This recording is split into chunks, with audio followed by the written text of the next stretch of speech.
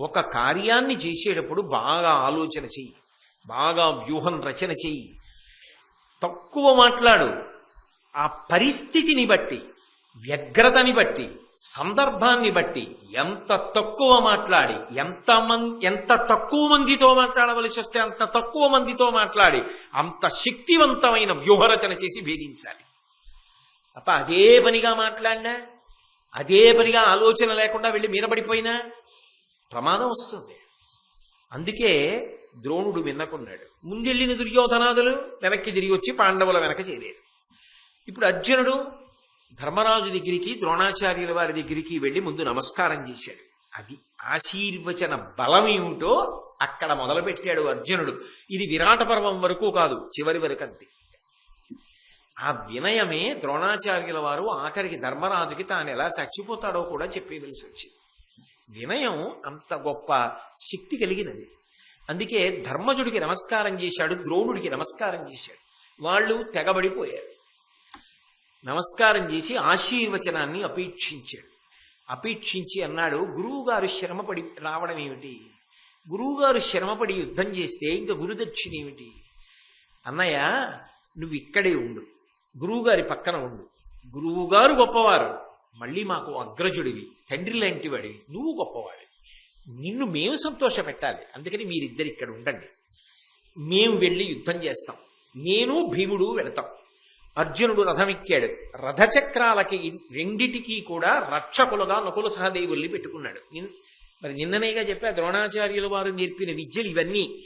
అది గురువుగారు నేను నేర్పినవి ఎంత బాగా అమలు చేస్తున్నాడు రా అన్న రోజున ఎంత పొంగిపోతాడా గురువు. నిజంగా నకుల సహదేవుల్ని చక్రరక్షకులుగా ఉంచాడు.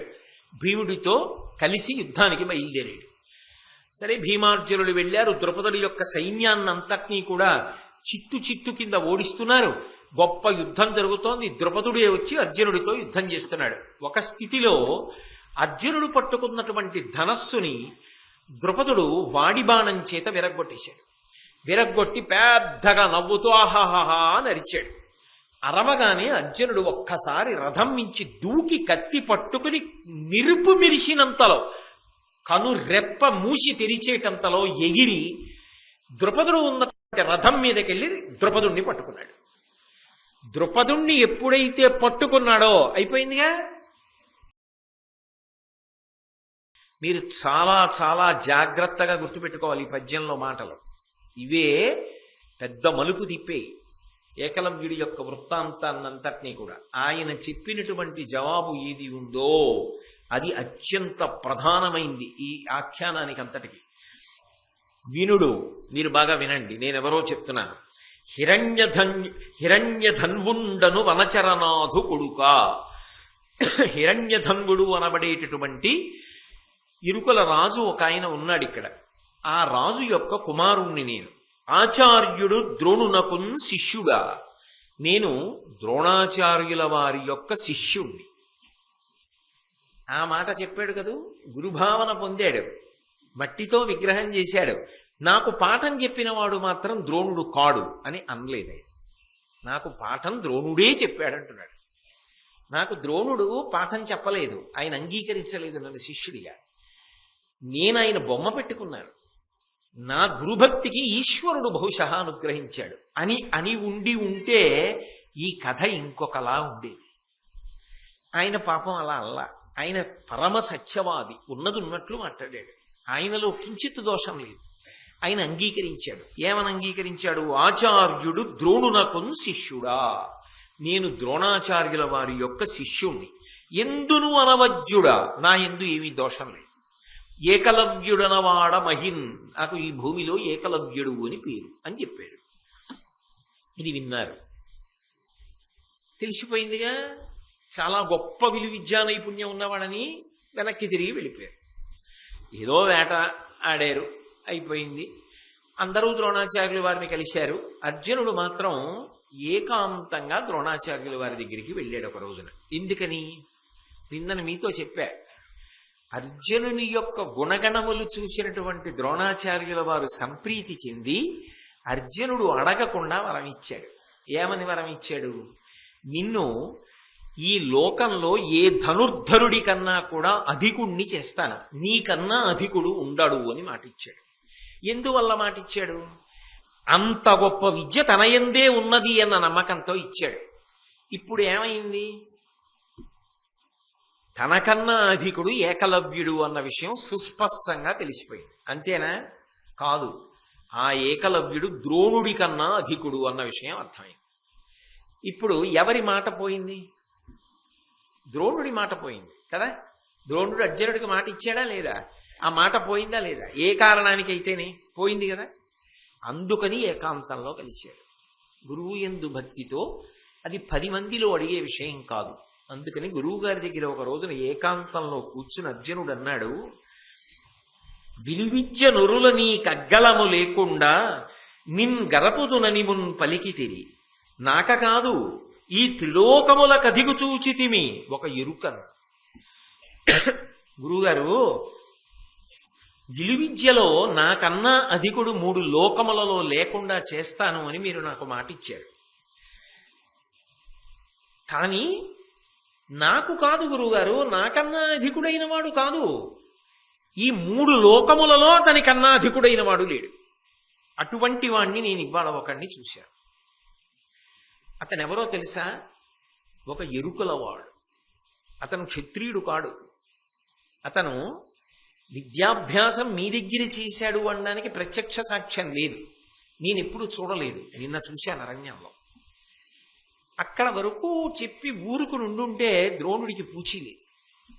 ఎందుకు పూచీలేదు అంటే, ద్రోణాచార్యుల వారికి ఏకలవ్యుడు శిష్యుడా అన్నది అక్కడ చాలా చాలా ప్రధానమైనటువంటి విషయం. ఏకలవ్యుడు ద్రోణాచార్యుల వారికి శిష్యుడే అన్నారనుకోండి, అర్జునుడి కన్నా ఎక్కువ విద్య ఏకలవ్యుడికి బోధించినట్లు అయిందా లేదా? మరి అర్జునుడి కన్నా గొప్పవాడు ఉన్నాడుగా. అప్పుడు అర్జునుడి కన్నా గొప్పవాడిని తానే తయారు చేశాడుగా గురువు తానైతే. మరి తయారు చేస్తే తాను అర్జునుడికి ఇచ్చిన మాట కపటం కదా.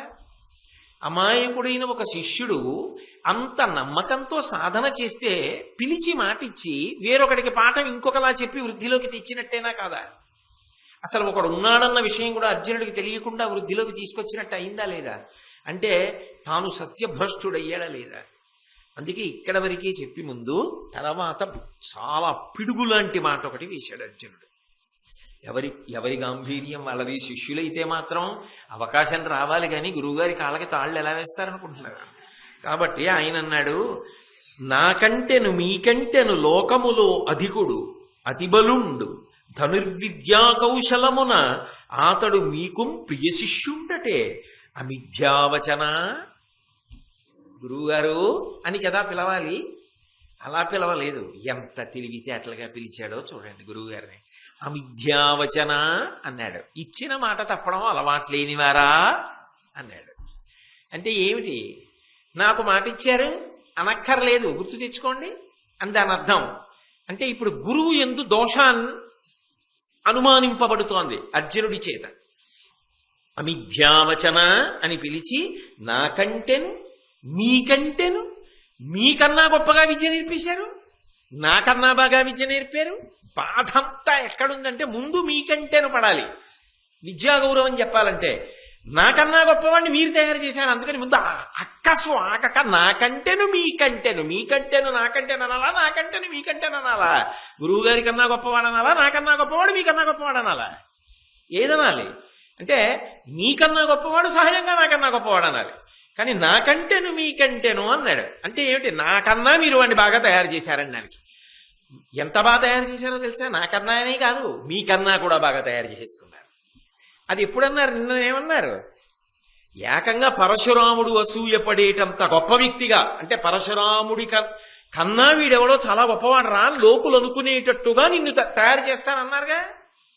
కాబట్టి నాకంటేను మీకంటేను లోకములో అధికుడు, లోకములో అధికుడు నేను చూసిన వ్యక్తి అతిబలుండు, చాలా బలవంతుడు. ధనుర్విద్యా కౌశలమున ఆతడు మీకు ప్రియ శిష్యుండటే. ఈ ధనుర్విద్యా కౌశలంలో ఇంత గొప్పగా బాణాలు వేయడంలో నీకు ప్రియ శిష్యుండటే. ఎంత పెద్ద మాట వేశాడో చూడండి. మీకు చాలా ప్రియమైన శిష్యుట్టగా అవిద్యావచన, నేను ప్రియ శిష్యుడిని చెప్పారుగా అప్పుడు అందరిలో. మీకు ప్రియ శిష్యుట్టగా, ఇద్దరు ప్రియ శిష్యులా? అయితే నాకన్నా ఎక్కువ విద్య నేర్పారు, నేను కాదుగా. మరి నా ఎందుకు చెప్పారు ఆ మాట?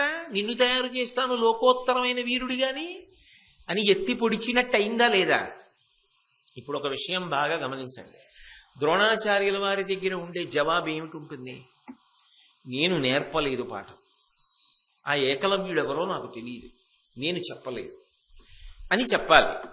కానీ అలా ఆయన చెప్పినా కాదు, మీరే నా గురువు గారు, ఇదిగో మీ విగ్రహం పెట్టుకున్నా మీరే నన్ను అనుగ్రహించారు అన్నాడు అనుకోండి శిష్యుడు. శిష్యుడి వైపు నుంచి గురువు గారు అనుగ్రహించారన్న విషయం ఆయన విద్యా కౌశలమే స్పష్టంగా చెప్తోందా లేదా? నీ కానంటే ఎలా కుదురుతుంది? ఆయన ఉపాసనా బలం అది. కాబట్టి ద్రోణుడు గురువు అయిపోయాడు, ఆయనకి తెలియకుండానే అయిపోయాడు అంతే అక్కడ. కానీ తెలిసి ద్రోణుడు ఏమైనా చేశాడా? చేయలేదు. కానీ సంకటంలో పడ్డాడా? పడలేదా? పడ్డాడు. కాబట్టి ఇప్పుడు ఆయన ఏం చేశాడంటే ఈ విషయం ఏదో తేల్చుకోవలసింది. అవిద్యావచన అన్నాడు కదూ, నేను సత్యభ్రష్టుడైపోతున్నాను, ఇప్పుడు ఈ విషయం ఏమిటో తెలియాలి పదారణ్యంలో కదా. అర్జునుడిని తీసుకుని వచ్చాడు, తిన్నగా ఏకలవ్యుడి దగ్గరికి వచ్చాడు. ఆ ఏకలవ్యుడు గురువుగారి పట్ల నిజంగా ఏమి భక్తి అండి! ఒక్కొక్కరి భక్తి, గురుభక్తి చూస్తుంటే ఆశ్చర్యచకితులం అయిపోతాం. మహాభారతంలో అక్కడక్కడ కనపడిన ఏకలవ్యుడు ఒక పెద్ద మెరుపుతీగ. అసలు అటువంటి గురుభక్తి లోకంలో ఎక్కడుంటుంది? ఆయన గబగబా ఎదురొచ్చాడు. అబ్బా, ఇన్నాళ్ళకి గురువుగారు వచ్చారు. ఇన్నాళ్ళు గురువుగారు లేరా? పక్కన ఉన్నారు, ఇప్పుడు నడిచి వస్తున్నారు. ఇన్నాళ్ళు కూర్చుని పాఠం చెప్పారు, ఇప్పుడు ఆ గురువుగారు అనుగ్రహించడానికి నడిచి వస్తున్నారు నా పల్లెకి. ఎదురెళ్ళాడు. ఎదురెళ్ళి నిరంతర సాధన చేయడానికి అలవాటు పడ్డాను గురువుగారు అని నమస్కారం చేసి, నేను ఏకలవ్యుణ్ణి, నేను మీ శిష్యుణ్ణి అన్నాడు. అక్కడ వచ్చింది ఇబ్బంది. నేను మీ శిష్యుణ్ణి, ఇది అర్జునుడు వింటున్నాడు. నేను మీ శిష్యుణ్ణి అని మిమ్మల్ని సేవించే ఈ విలువిద్యలన్నీ నేర్చుకున్నాను అన్నాడు. ఒరే, నన్ను సేవించి విలువిద్య నేర్చుకోవడం ఏమిట్రా? నువ్వెప్పుడు సేవించావు, నేనెప్పుడు చెప్పాను? ఇదిగో ఇక్కడే సేవించాను. నువ్వు విగ్రహాన్ని కదరా సేవించాను. నేను అలా అనుకోలేదు, నేను మిమ్మల్ని సేవించాను. గురువు అయ్యాడా లేదా ద్రోణుడు? అక్కడ వచ్చింది ధర్మ సంకటం. ఈ మాట ఏకలవ్యుడు అనలేదనుకోండి, మీరు నాకు విద్య నేర్పడానికి అంగీకరించలేదు ఒకనాడు, కాబట్టి నేను పరమేశ్వరుణ్ణి గురువుగా పెట్టుకు చేసుకున్నాను అన్నాడు అనుకోండి, ద్రోణాచార్యుల వారికి సంకటం లేదు. ఎందుకని? నీ చెప్పానా పాఠం? నీ చెప్పలేదు. నేను నిన్ను లోకోత్తర వీరుణ్ణి చేస్తానన్నాను. నా శక్తి ఎంత ఉందో అంతా నీకు నేర్పుతున్నాను. నీకన్నా వాడు సాధనా బలం ఉన్నవాడు, అపారమైన కౌశలం ఉన్నవాడు. నువ్వు మిగిలిన వాళ్ళకన్నా గొప్ప అయితే నీకన్నా గొప్పగా వాడు సాధన చేశాడు. పరమేశ్వరుణ్ణి నమ్ముకున్నాడు, వృద్ధిలోకి వచ్చాడు. నేనేం చేయను? వాడికి గురువు ఈశ్వరుడయ్యాడు, లేకపోతే వేరొకడయ్యాడు. నా శిష్యుడు కాడు, నేను నేర్పలేదు. నేను నీకే మాట ఇచ్చానో ఆ మాట వరకు నేను కట్టుబడింది సత్యం. నేను నాకున్న శిష్యులలో నీకన్నా లోకోత్తర వీరుడు లేడు, అంతగానూ నిన్ను తయారు చేశా. ఇంకా కావాలనుకుంటావా? ఆయన కన్నా సాధన నువ్వు చెయ్యి అని ద్రోణుడు తప్పుకోవచ్చు. ఆయన మాట పోలేదుగా. ఇప్పుడు ఎక్కడొచ్చిందంటే తప్పెవరిది అంటే ఎవరిది కాకపోవడం వల్ల వచ్చింది. ఏకలవ్యుడు చిన్న అబద్ధం ఆడలేదు. ఆయన ఏది ఏమైపోనివ్వండి, ఆయన అబద్ధం చెప్పట్లా. ఆయన పరమసత్యం చెప్తున్నాడు, మీరే నా గురువు అంటున్నాడు. ఎవరిని? పాఠం చెప్పనన్నా కూడా ఆయనే నా గురువు అంటున్నాడు. అసలు పాఠం చెప్పనన్నాడు కదా, ఆయన మీద గౌరవంతో ఈ పాఠం నేర్చుకోకపోతే గొడవ వదిలిపోనేమో, అది గౌరవమేగా. ఆయన వద్దన్నది నాకెందుకని వదిలేదు కూడా గౌరవమేగా. అలా చేసినా బాగుండేదేమో. లేకపోతే కథ ఎన్ని మలుపులు తిరిగిపోయిందో చూడండి. కొంచెం బాధాకరమైన సన్నివేశం వైపుకి తిరిగిపోయిందా లేదా? ఇటు ద్రోణుడు ఇరుకులో పడిపోయాడు, ఏకలవ్యుడు ఒక అక్షరం కూడా అబద్ధం ఆడటం లేదు, ఉన్నది ఉన్నట్టుగా చెప్తున్నాడు. పైగా నిజంగా చెప్పాలంటే గురువుగారి దగ్గర విద్య నేర్చుకున్న ఏ శిష్యుడి కన్నా కూడా ఏకలవ్యుడే విగ్రహాన్ని పెట్టుకున్నంత గొప్ప శక్తితో పైకి ఎదిగాడు. కాబట్టి ఆ స్థాయిలో ఆలోచన చేస్తే ఏకలవ్యుడు సమున్నతమైన స్థితిలో నిలబడినటువంటి వ్యక్తి. మీరే నా గురువు గారు, నేను మీ శిష్యుణ్ణి, మీ దగ్గర నేర్చుకునే నేను ఈ విలువిద్య అంతా అభ్యాసం చేశాను, ఈ స్థాయికి వెళ్ళాను అన్నాడు. అని ఆయన అన్నాడు, మీరు కోరుకోవాలి, మీరు నా గురువు, మీరిచ్చినదే ఇదంతా, మీరు ఏం కావాలో చెప్పండి, గురుదక్షిణ ఇవ్వాలి కదా విద్య నేర్చుకున్న తర్వాత, మీరు ఏమడిగినా ఇచ్చేస్తారు. అది కూడా ఎంత కాపట్యం లేకుండా, ఎంత స్వచ్ఛమైనటువంటి మనసుతో మాట్లాడాడంటే, ఇది దేహంబు, ఇది నా శరీరం, ఇది అర్థంబు, ఇది నాకున్న డబ్బు, ఇదిగో ఈ పాక, అదిగో ఆ పొలం, ఇవన్నీ నాకున్నవి, ఇది అర్థంబు, ఇది నా పరిజన సమూహము, వీళ్ళందరూ కూడా నా పరిజనులు, నాతో ఉండేటటువంటి సేవకులు. ఇన్నిటిలో ఎయ్యది మీకు ఇష్టము, మీరు చెప్పండి, మీకేం కావాలి? ఈ శరీరం కావాలా? ఇచ్చేస్తాను. నాకున్న ఆస్తి కావాలా? ఇచ్చేస్తాను. నా పరిజనం కావాలా? ఇచ్చేస్తాను. ఎవరుంటారు అంతటి ఉదారులు? మీరు నాకు పాఠం చెప్పలేదంటలేదు, మీరే చెప్పారంటున్నాడు. మీకేం కావాలి చెప్పండి, ఇచ్చేస్తానంటున్నాడు. కాబట్టి ఎయ్యది మీకిష్టము దానిన ముదముదవగ నిత్తుగునుడు అమోఘంబనినన్. నేను ఇచ్చేటప్పుడు ఏడుస్తూ ఇవ్వను. మీరు ఏదడగండి, గురువు గారికి ఇవ్వడం కన్నా నా అదృష్టం ఏమిటని ఇచ్చేస్తా. అది మీరు ఏమడుగుతారన్న దాంతో నాకు సంబంధం లేదు, మీరు ఏదైనా అడగండి, ఇచ్చేస్తాను. ఒకవేళ మీరు ఈ శరీరాన్ని ఇచ్చేయమంటారా, ప్రాణాలు ఇచ్చేయమంటారా, పొడుచుకు చచ్చిపోతారు. ఉంటాడా లోకంలో అలాంటి శిష్యుడు? అంత కాపట్యం లేకుండా విద్య నేర్పనన్నా కూడా కారణాలు ఏవి కానివ్వండి, విగ్రహాన్ని పెట్టుకుని విద్య నేర్చుకుని ఆ గురువే కనపడినప్పుడు ఇది మీరు పెట్టిన భిక్షే కాబట్టి నేను మీరు ఏదడిగినా ఇస్తాననగలిగిన శిష్యుడు లోకంలో ఉంటాడా? ఏకలవ్యుడు తప్ప. అంత గొప్ప విశేషం గురుభక్తిలో. అంటే వెంటనే పెద్ద సంకటం ఎవరికి వచ్చిందంటే ద్రోణాచార్యుల వారికి వచ్చింది. ఎందుకని? పక్కన అర్జునుడు నించుని ఉన్నాడు. మీ శిష్యుణ్ణే మీ శిష్యుణ్ణే మీ శిష్యుణ్ణే అంటున్నాడు ఏకలవ్యుడు. నేను నేర్పలేదురా అనడానికి మీ విగ్రహం ద్వారా కాదు, మీ ద్వారానే, నేను మీ విగ్రహం అన్న మీరే అంటాను, మీ ద్వారానే నేర్చుకున్నాను విద్య అంటున్నాడు. అంటే తానేనా నేర్పింది? ఇప్పుడు తానే నేర్పితే తాను సత్యభ్రష్టుడైపోయాడుగా, ఆడిన మాట తప్పినట్టయిందిగా, అర్జునుడి కన్నా ఎక్కువ విద్య ఏకలవ్యుడికి ఇచ్చేసినట్లు అయిపోయిందిగా. తాను మళ్ళీ సత్యమనందు నిలవాలంటే ఏం చేయాలి? అర్జునుడి కన్నా ఏకలవ్యుడిని తగ్గించేయాలి. తాను అన్న మాటకి తాను నిలబడాలి. ఆయన ఎంత సత్యానికి కట్టుబడి నిలబడిపోయాడో ఇప్పుడు ద్రోణుడు కూడా అంత సత్యానికి కట్టుబడి నిలబడిపోవాలంటే ఎవరు పెంచాడని ఏకలవ్యుడే చెప్తున్నాడో వాడే తగ్గించేయాలి కూడా. ఎందుకంటే తన మాట కోసం తగ్గించాలి.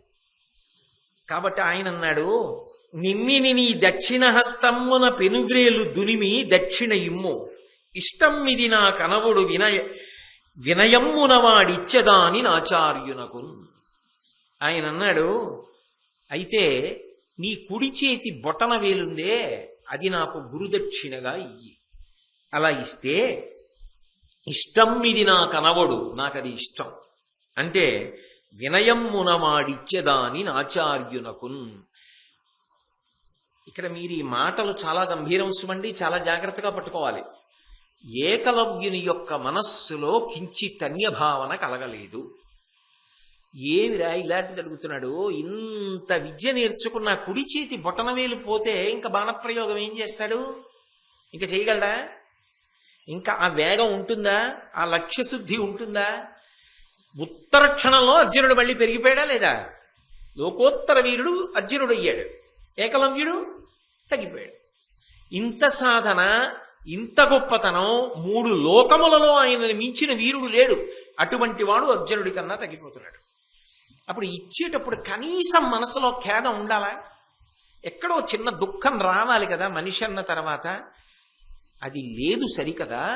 పరమ వినయంతో గురువుగారు అడిగింది ఇవ్వడం కన్నా నాకు అదృష్టం ఏముంది? నిజంగా ఆయన అడిగుంటే ఈటతో పొడుచుకుని శరీరం వదిలేద్దాం. ఆయన ఏం అడిగారు? చేతి బొటన వేలు అడిగారు అని ఉత్తర క్షణంలో బొటన వేలు ఖండించి ఆయనకి ఇచ్చేశాడు. ఇక్కడ మీరు ఒక్క విషయం బాగా గుర్తుపెట్టుకోవాలి. ద్రోణాచార్యుల వారికి అది తినడానికి పనికొస్తుందా, వండుకోవడానికి పనికొస్తుందా, ఇంట్లో పెట్టుకోవడానికి పనికొస్తుందా, దేనికి పనికొస్తుంది? ఆయనకి పనికిరాదు.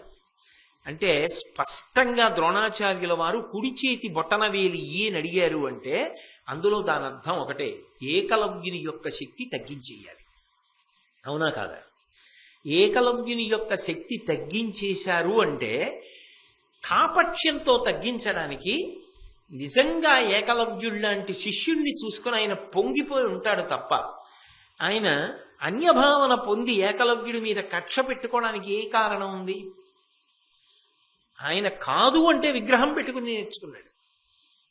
తనని చంపడానికి పుట్టిన వాడికే పాఠం చెప్పినవాడు, సూతుడికి విద్యనంతా నేర్పి బ్రహ్మాస్త్రం చెప్పినవాడు, నియమాలకి కట్టుబడినవాడు, తన కొడుకు కన్నా అర్జునుడికి ఎక్కువ పాఠం చెప్పిన వాడికి ఏకలవ్యుడి మీద అన్యభావన ఉంటుందా? ఉండదు. కానీ ఆయన సత్యమునకు కట్టుబడవలసి వచ్చింది. తానన్న మాట ఏదో ఆ మాటకి తాను బంధీకృతుడు కావాలి, తాను నిలబెట్టుకోవాలి. లేకపోతే సత్యభ్రష్టుడైపోతాడు. ఒకసారి అర్జునుడి దగ్గర తాను అన్న మాట నిలబడలేక వెనక్కి వచ్చాడు అనుకోండి, ఇక గురు పదవి ఎందు ఎలా కూర్చుంటాడు? ఇక ఏ ముఖం పెట్టుకుని పిల్లలకి పాఠం చెప్తాడు? తప్పనిసరి పరిస్థితుల్లో ఆయన బొటనవేలు పుచ్చేసుకున్నాడు. పుచ్చేసుకోగానే ఎవరు సంతోషించారు? ద్రోణుడా అర్జునుడా? ద్రోణుడు సంతోషించాడన్నారు అనుకోండి, అది నిజానికి కించిత్ బాధాకరమైన విషయం అవుతుంది. ఆయన సత్యమునకు నిలబడ్డాడు అంతవరకే. మాత్సర్యం కానీ తనకన్నా విద్యలో అధికుడైపోయాడనేటటువంటి బెంగ కానీ ఎవరికైనా ఉంటే అర్జునుడికి ఒక్కడికే ఉంది. అందుకే ఏకాంతంలో కలిశాడు గురువు గారిని. అందుకే దక్షిణాంగుష్టమిచ్చిన దానజేసి బాణ సంధాన లాఘవ భంగమైన ఎరుకు విలువిద్య కలిమి హీనుడయ్యే పార్థునకును మనోరుజ పాసేనంత.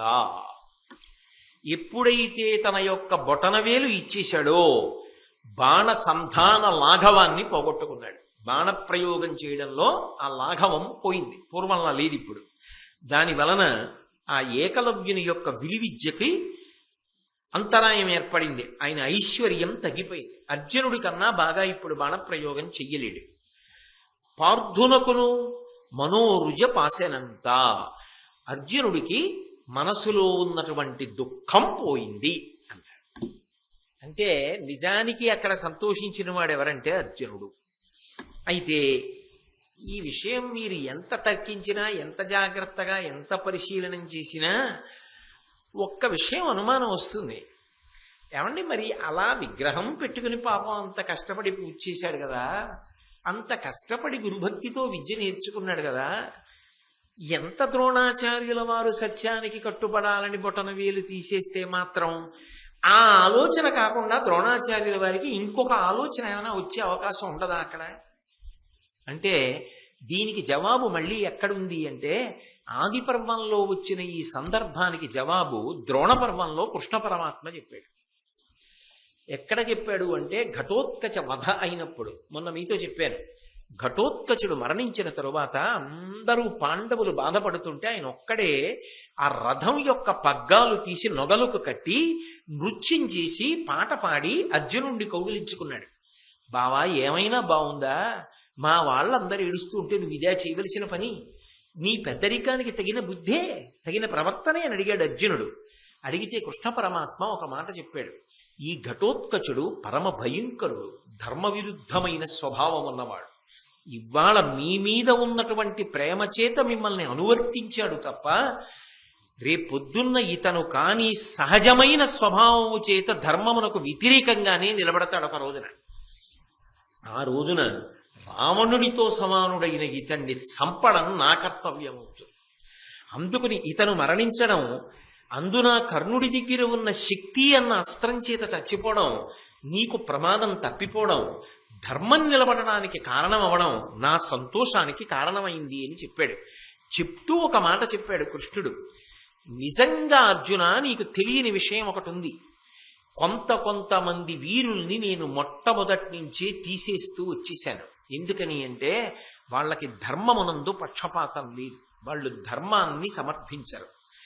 సహజంగా వాళ్ళు అధర్మం వైపుకి వెడతారు. ఎందుకని అంటే వాళ్ళ స్వభావంలో దోషం ఉంది.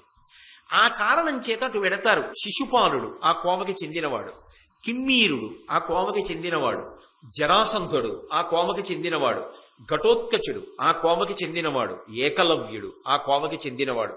అందుకే వీళ్ళందరినీ కూడా అసలు కురుక్షేత్రంలో దుర్యోధనుడి వరకు రాకుండా, దుర్యోధనుడితో కలిసి యుద్ధానికి రాకుండానే అనేక మార్గాలలో మట్టు పెట్టేశాను. వాళ్ళందరూ కూడా యుద్ధానికి వస్తే గెలవడం నీకు సాధ్యం కాదు సుమా, ధర్మం కోసం వాళ్ళందరినీ ముందు తీసేశానన్నాడు. కాబట్టి వెనక ఈశ్వరుడు ఉన్నాడు అని అనవలసి ఉంటుంది. ఎందుకని అంటే ఏకలవ్యుడు జరాసంధ పక్షంలో యుద్ధం చేశాడు అని ఉంది. కాబట్టి ఆ విధంగా ఏకలవ్యుని యొక్క వృత్తాంతం అక్కడతో ముగిసిపోయింది. ద్రోణాచార్యుల వారు తానిచ్చిన మాటకి తాను నిలబడి అర్జునుణ్ణి లోకోత్తర వీరుడిగా నిలబెట్టాడు. తరువాతి కాలంలో ఈ పిల్లలందరికీ కూడా విద్యాభ్యాసం చేయిస్తున్నాడు. చేయిస్తూ బాగా నైపుణ్యంతో గురితో నిలబడగలిగిన వారెవరు అన్న విషయాన్ని పరిశీలనం చేయడం కోసం ఒక రోజున భాసము అంటే నీటికోడి అంటారు, నీటికోడి లాంటి పక్షి, దాన్ని తయారు చేయించి ఒక చెట్టు యొక్క పై కొమ్మ మీద నిజంగా పక్షి కూర్చున్నట్లుగానే పెట్టాడు. పెట్టి ద్రోణుడు ఒక్కొక్కరిని పిలిచి గురి చూసి దాని కంఠానికి తగిలేటట్టుగా బాణాన్ని విడిచిపెట్టమన్నాడు. ముందు ధర్మరాజు గారిని పిలిచాడు. గురిపెట్టాను. పక్షి కంఠం కనపడుతోందా? కనపడుతోంది. నేను కనపడుతున్నానా? కనపడుతున్నారు. నీ అన్నదమ్ములు కనపడుతున్నారా? నా తమ్ముళ్ళందరూ కనపడుతున్నారు. చెట్టు కనపడుతోందా? కనపడుతోంది. చెయ్యి, నీకు గురి లేదు, పో. అలా అందరినీ పిలిచాడు. ఇంకా ప్రపంచంలో ఇతర దేశాల నుంచి విద్య నేర్చుకోవడానికి వచ్చిన వాళ్ళు ఉన్నారు. అందరినీ అడిగాడు. ఇదే జవాబు చెప్పారా? మీరు కనపడుతున్నారు, చెట్టు కనపడుతోంది, పో అవతల పో అన్నాడు. అర్జునుణ్ణి పిలిచాడు. గురిపెట్టాడు. చెట్టు కనపడుతోందా? లేదు. నేను కనపడుతున్నానా? లేదు. నీ అన్న తమ్ములు కనపడుతున్నారా? లేదు. మరి ఏం కనపడుతోంది? పక్షి కంఠం ఒక్కటే కనపడుతోంది. బాణం విడిచిపెట్టన్నాడు. కంఠం తెగిపోయింది. లక్ష్యశుద్ధి అంటే అది. దేనిని గురి పెట్టావో అది తప్ప అన్యం ఇంకా మనసులోకి రావడానికి వీల్లేదు. అది ఆకర్షించగలిగినది కావచ్చు, భయపెట్టేది కావచ్చు. రెండిటిలో ఏదైనా సరే లొంగకుండా తాను దేని మీద బయలుదేరాడో దాని మీద దృష్టి నిలబెట్టగలగాలి. అలా ఎవరు నిలబెట్టగలడో వాడే గొప్ప విద్యార్థి, వాడే వృద్ధిలోకి వస్తాడు. కొంతమంది చూడండి, లక్ష్యం ఉంటుంది, పాపం ఏదో ఇది చదువుకోవాలనుకుంటారు, కానీ అక్కడ ఏదో కనబడుతూ ఉంటుంది ఎదురుగుండా. ఇంకా అది చూసిన తర్వాత చదువుకుందాం అనుకుంటారు. అది చూడడం అయ్యేటప్పటికీ రాత్రి 10 అవుతుంది. రేపు చదువుదాం అనుకుంటారు, తెల్లవారగంట లేవరు. ఆ పెట్టుకున్నటువంటి గడియారం గంట కొడుతుంది, దాన్ని ఆపేస్తారు. 7 8 లేస్తాడు. ఇంకా అక్కడి నుంచి కంగారు, ఏదో కొత్త పనులు, ఇంకా మొత్తానికి చదివింది లేదు. ఆ మర్నాడు ఏం చేస్తాడు? చేయడానికి ఏం ఉండదు. కొంతమంది అది ఎంత ఆకర్షణీయంగా ఉండనివ్వండి, అది చూడడం, తాను చదవవలసిందే చదువుతాడు. భయపెట్టేది వస్తుంది ఒక్కొక్కసారి, దానికి లొంగడు, దీని మీదే మనసు పెడతాడు. మనసు వ్యగ్రత కలిగేది, మనసుని ఆందోళన పెట్టే విషయాలు వస్తాయి, దానికి లొంగడు, దీనికి లొంగడు. తాను ఏమనుకున్నాడో దానికే లొంగి నిలబడతాడు. ఈశ్వరుడు ఒక్కొక్కసారి అలా పరీక్ష పెడతాడు కూడా. అలా నిలబడగలవా లక్ష్యశుద్ధికి అన్నది పరిశీలిస్తూ ఉంటాడు కూడా. అలా నిలబడగలిగిన వాడెవరో వాడు లక్ష్యశుద్ధి కలిగిన వాడు. అందుకే అర్జునుడికి ఆ లక్ష్యశుద్ధి ఉంది. అందుకే ఆ పక్షి యొక్క కంఠాన్ని తరగగలిగాడు. ఆ తరువాత ఒక రోజున శిష్యులందరినీ తీసుకుని ద్రోణాచార్యుల వారు గంగానది స్నానానికి వెళ్ళాడు. శిష్యులు కూడా వెళ్ళారు. వెళ్ళిన తర్వాత ద్రోణాచార్యుల వారు గంగానదిలో స్నానం చేయడానికి మునక వేశాడు. మునక వేసి పైకి లేచాడు. లేచేటప్పటికి అడుగు నుంచి ఒక మొసలి వచ్చి పట్టుకుంది. ద్రోణుడి యొక్క పిక్క పట్టుకుంది. మొసలిది ఒక వ్యగ్రతతో కూడిన స్వభావం. దాని శరీరమా పైకి కనపడదు, నీటి లోపల ఉండి కాలు పట్టుకుంటుంది. కొంచెం ఆలస్యం అయితే ఈడ్చేస్తుంది నీటిలోకి. ద్రోణుడు తక్కువవాడు కాడు, ఆయనే విడిపించుకోగలడు. ఆయనకి అన్ని రహస్యాలు తెలుసు, అన్ని విద్యలు తెలుసు. కానీ ఇదొక గొప్ప అవకాశం, శిష్యులు ఎంతవరకు నిలబడతారో చూద్దాం అనుకున్నాడు. అందరినీ పిలిచన్నాడు, విరే మొసలి పట్టుకుందిరా, నన్ను లాగేస్తోంది. అందుకని మీలో ఎవరైనా బాణప్రయోగం చేసి ఈ మొసలిని చంపి నన్ను ఒడ్డుకి చేర్చండి అన్నాడు. మిగిలిన వాళ్ళందరూ తత్తరబడ్డారు, అమ్మో ఎలా చేస్తాం అని. ఎందుకని అంటే మొసలి నీటిలో ఉంది, నీటిలో ఉండి గురువుగారి కాలట్టుకుంది. ఇప్పుడు నీటిలో ఎక్కడుంది మొసలి, ఎలా కనపడుతుంది? తొందరపడి బాణాలు వేసేశారనుకోండి, ఏ గురువుగారి కాల్లోనూ దిగితే ఎంత ప్రమాదం అది. ఉపచారం చేయబోయి అపచారం చేసినట్టు అవలా. అందుకని కనపడి కనపడక నీటిలో ఉన్నటువంటి ఆ మొసలి పట్టుకున్నటువంటి ద్రోణాచార్యుల వారి యొక్క కాలు ఎలా విడిపించాలనేటటువంటి ఆలోచనలో మిగిలిన వాళ్ళు బాణములను సంధించడం కూడా చేతకాక నిలబడిపోయారు. అప్పుడు అర్జునుడు మాత్రం వెంటనే 5 బాణములను సంధించాడు.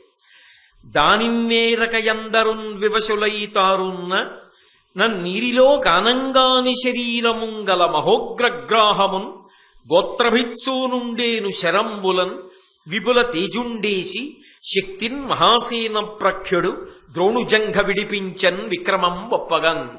కుమారస్వామి రాక్షసులతో యుద్ధం చేసేటప్పుడు ఎంత లాఘవంతో యుద్ధం చేస్తాడో అలా 5 బాణములు ఏకకాలంలో సంధించి ఆ మొసలి మీదకి విడిచిపెట్టి ఆ మొసలి నోట్లోంచి ద్రోణాచార్యుల వారి యొక్క కాలు విడిపోయేటట్టుగా చేసి గురువు గారిని రక్షించుకున్నాడు.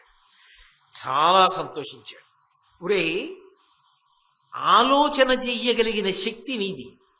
నీటిలో కనపడకుండా ఉన్నటువంటి మొసలి మీద బాణప్రయోగం చేయడంలో ఇంత మనసుని దిటవు చేసుకుని అంత లాఘవంగా వేశావు. ఎందుకని అంటే అవతల నోట్లో ఇరుక్కున్నది గురువుగారి పాదం. అప్పుడు సహజంగానే బాణం ఏమో ఎలా వేస్తే ఏమవుతుందో అన్న భయం ఒకటి ఉంటుంది. అధిగమించి విడిపించడానికి కావలసిన కౌశలంతో బాణప్రయోగం చేశావు. అంటే మనసులో దిట ఉందా లేదా నీకు, ఆ లాఘవం ఉందా లేదా నీకు, అంత బాగా బాణం వేసి నా కాలు విడిపించావు. కాబట్టి నిన్ను అనుగ్రహిస్తున్నానని దివ్యమైనటువంటి అనేకమైనటువంటి అస్త్రములను అర్జునుణ్ణి కూర్చోపెట్టి ఉపదేశం చేశాడు.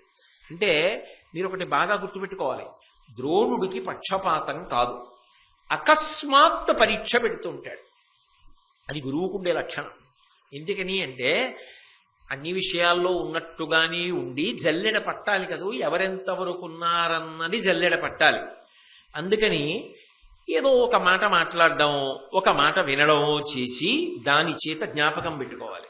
జ్ఞాపకం పెట్టుకుని ఎవరు బాగా జిజ్ఞాసువులై ఉన్నారో అన్నది పరిశీలించగలగాలి. లేనినాడు గురువు యొక్క సమర్థత ఎక్కడ ఉంటుంది? తనని మొసలొచ్చి పిక్కపట్టుకునేటప్పటికీ తానే విడిపించుకుని బయటకు వచ్చేసాడు అనుకోండి, ఇంకా శిష్యుల లాఘవం తెలిసేది ఎప్పటికీ. దాన్ని కూడా శిష్య లాఘవాన్ని పరిశీలించడానికి ఒక సందర్భంగా వాడుకున్నాడు. ఎవరు అలా నిలబడగలిగారో వాడికి దివ్యమైనటువంటి బాణములను అస్త్రములను ఉపదేశం చేశాడు. ఇప్పుడు అర్జునుడు మరింత గొప్పవాడయ్యాడు. గొప్పవాడయిన తర్వాత ఒకసారి తన శిష్యులందరినీ పిలిచి ఒక మాట చెప్పాడు. మీ అందరికీ అస్త్ర విద్యాభ్యాసం చేయించడం ప్రారంభం చేసిన రోజున నేను ఒక మాట అడిగాను. నేను నీకు పాఠాలు చెప్పిన తరువాత నాకు గురుదక్షిణ ఇవ్వవలసి ఉంటుంది అని అడిగాను. మీలో ఎవరిస్తారు అని అడిగాను. అర్జునుడు లేచి నేను ఇస్తాను అన్నాడు. సరే, అప్పుడు మీరు అనకపోవచ్చు, కానీ ఇప్పుడు మీ అందరూ పాఠం నేర్చుకున్నారు, నాకు గురుదక్షిణ ఇవ్వవలసి ఉంటుంది అన్నాడు. ఎప్పుడు? అది కూడా కుమారాస్త్ర విద్యా ప్రదర్శనం పూర్తయిపోయిన తర్వాత. కుమారాస్త్ర విద్యా ప్రదర్శనం అంటే మీరు ఇత పూర్వం విన్నారు. సభాముఖంగా వాళ్లకున్నటువంటి కౌశలాన్ని చూడాలి. అందుకని ఈ పిల్లలందరూ బాగా తర్ఫీదు పొందారు, మీరు ఎక్కడైనా సభామంటపంలో ప్రవేశపెట్టి వీళ్ళ విలువిద్యని పరీక్షించవచ్చు అని ధృతరాష్ట్ర మహారాజుతో ద్రోణాచార్యుల వారు చెప్తే విదురుణ్ణి పిలిచి ఆజ్ఞాపిస్తే పెద్ద సభామంటపాన్ని ఏర్పాటు చేసి కుమారాస్త్ర విద్యా ప్రదర్శనం ఏర్పాటు చేశాడు. ఆ తర్వాత విద్యార్థులందరినీ పిలిచి ద్రోణాచార్యుల వారు అడిగాడు, మీరు నాకు గురుదక్షిణ ఇవ్వవలసి ఉంటుంది, కాబట్టి మీలో ఎవరు నాకు గురుదక్షిణ ఇవ్వడానికి సిద్ధంగా ఉన్నారు, ఎంతమంది వెంట రాగలరు, ఎవరు చెల్లించగలరు అని అడిగాడు. విద్య నేర్చుకున్నటువంటి వాళ్ళు గురుదక్షిణ ఇవ్వాలి కదా మరి. అందుకని అందులో ఆ రోజుల్లో అది ప్రధాన నియమం. కాబట్టి అంటే గురువుగారు అడిగితే, ఆ గురువుగారు అడగకపోయినా ఇవ్వాలని నియమం ఏం లేదు. కాబట్టి వెంటనే అందరూ అన్నారు, ఏం చేయమంటారని అడిగారు. ద్రోణాచార్యుల వారు అన్నారు, నా బాల్య స్నేహితుడు ద్రుపదుడు నన్ను చాలా అవమానించాడు ఒకప్పుడు. ఆ ద్రుపదుణ్ణి పట్టి తీసుకురావాలి, ఎవరు తీసుకొస్తారన్నాడు. మేము తీసుకొస్తామంటే మేము తీసుకొస్తామన్నారు. సైన్యాలన్నింటినీ సమకూర్చుకున్నారు. దుర్యోధనుడు, వికర్ణుడు వీళ్ళందరూ బయలుదేరారు. దుర్యోధనుడు అన్నదమ్ములతో బయలుదేరాడు, పాండవులు బయలుదేరారు. ద్రోణాచార్యుల వారిని మధ్యలో పెట్టుకుని పాండవులు చుట్టూ రక్షణగా నిలబడి వెనక వెడుతున్నారు. దుర్యోధనాదులు ముందెళ్ళిపోయారు. ఎందుకు? ఎవరి సంతోషం వాళ్ళది. అర్జునుడి కన్నా మేము గొప్ప, భీముడి కన్నా మేము గొప్పని నిరూపించుకోవాలని దుర్యోధనుడి కోరిక. వీళ్ళు ముందెళ్ళారనుకోండి, అలాగో తీసుకొచ్చేస్తారు ద్రుపదుణ్ణి. తాము ముందెడితే తాము ముందు ద్రుపదుణ్ణి కట్టి తీసుకొచ్చేయచ్చు. కట్టి తీసుకొచ్చేస్తే ఇంత విద్య ప్రియ శిష్యుడని నేర్పావు, ఎవరు తీసుకొచ్చింది ద్రుపదుణ్ణి? అని చెప్పకుండానే చెప్పినట్టు అవుతుందా లేదా? మేము యోగ్యులమైన శిష్యులం, మీ ప్రియమైన కోరిక మేము నెరవేర్చాం అనొచ్చు కదా. అందుకని ముందెళ్ళిపోయారు. అర్జునాదులు ద్రోణాచార్యుల వారిని రక్షించుకుంటూ ఆయన్ని మధ్యలో పెట్టి చుట్టూ ఉండి వెనక వెడుతున్నారు. వెడుతున్నప్పుడు అర్జునుడు గురువుగారిని చూసి ఒక ప్రశ్న వేశాడు. ఎందుకనంటేనండి, ఇవి చాలా చమత్కారంగా ఉంటాయి. ఒక్కొక్కసారి వేసేటటువంటి ఒక్కొక్క ప్రశ్న, ఒక్కొక్కసారి మాట్లాడేటటువంటి ఒక్కొక్క మాట బాగా జ్ఞాపకం ఉండిపోతాయి. జ్ఞాపకం ఉండిపోయి ఆ మాట గురువుగారికి కూడా ఉత్సాహాన్ని ఇస్తుంది. ఆ ప్రశ్న శిష్యునికి పరీక్ష పెట్టడానికి మంచి అవకాశాన్ని ఇస్తుంది. నిజంగా గురు శిష్య సంబంధంలో అంత గంభీరంగా ఉండగలిగిన గురువు, అంత చాతుర్యంతో గురువు గారి దగ్గర విద్య బెల్లించుకోవాలని తాపత్రయం ఉన్న శిష్యుడు దొరికితే ఎంత అందంగా ఉంటుందో సన్నివేశం. అర్జునుడు వెడుతున్నటువంటి ద్రోణాచార్యుల వారి దగ్గరికి వెళ్ళి ఒక ప్రశ్న అడిగాడు. అతగులచే ద్రుపదుడు అనవహితుడై పట్టుబడ అంత హీనుడే, శౌర్యోన్నతుడు అధిక ధనుర్విద్యాన్వితుడు భవత్సకుడనంగా వినరూపవాణి. ఏమిటి దుర్యోధనాదులు అందరూ తెగబడిపోయి అంత వేగంగా అలా వెళ్ళిపోతున్నారే ద్రుపదుడి మీదకి యుద్ధానికి? ఆ ద్రుపదుడంటే అంత బలహీనుడా? అతగులచే ద్రుపదుడు అనవహితుడై పట్టుబడ ఆయన అంత తేలికగా పట్టుబడిపోతాడా? ఆయనకి ఏమరపాటు ఉండదు. అవతల శత్రు సైన్యం వస్తోంది, తనను పట్టుకోవడానికి ద్రోణాచార్యుడు తన మీద కక్ష పట్టాడు, సభలో అవమానం చేశాను, అందుకని శిష్యుల్ని తయారు చేశాడు. ఇప్పుడు ఆ శిష్యులందరినీ గురుదక్షిణ తీసుకురండిరా అన్నాడు. నన్ను పట్టి తేవడమే గురుదక్షిణ. కాబట్టి ఒకసారి పట్టడం అంటూ జరిగిందనుకోండి, రాజ్యభ్రష్టుడు అయిపోయినట్టేనా? పోయిందా రాజ్యం అంతా? ప్రాణాల మీద కూడా సంకటం వచ్చేసిందా? పట్టి బంధించి తీసుకెళ్లి ద్రోణాచార్యుల వారి ముందు నిలబెట్టారనుకోండి, ఇప్పుడు ద్రోణుడికి బానిస కింద నిలబడాలా? దీనుడై నిలబడాలా? తన ప్రాణములు కూడా ఎవరి మీద ఆధారపడ్డాయి? ఇప్పుడు ద్రోణుడి మీద ఆధారపడ్డాయి. బ్రతకవచ్చుగాక, ద్రోణుడు వదిలిపెట్టవచ్చుగాక. కానీ చచ్చి బ్రతికిన వాడు అయ్యాడా లేదా? ఎవరిని అవమానించాడో వాడి వలన బ్రతికాడు. కాబట్టి ఇప్పుడు మరింత జాగ్రత్తగా ఉండాలి. ద్రౌపదుడు ఏదో మామూలు యుద్ధం కాదు. యుద్ధం జరిగితే పోన్లే, పోతే పోయింది రాజ్యం అని చెప్పి మళ్ళీ పారిపోయి వృషతుల్లా తండ్రి గారిలా తపస్సు చేసుకోవడానికి ఎంతో జాగ్రత్తగా యుద్ధం చేయాలి. చారుల వలన తెలుసుకోడు, ఫలానా వీరులు వస్తున్నారు, ఇంతమంది సైన్యంతో వస్తున్నారు అని సిద్ధపడడు యుద్ధానికి. కాబట్టి అంత ఎరుక లేనివాడా, అంత బలహీనుడా? దుర్యోధనాదులందరూ యుద్ధానికి వెళ్ళిపోయినంత మాత్రం చేత పట్టుబడిపోయేటంతగా శౌర్యం లేనివాడా?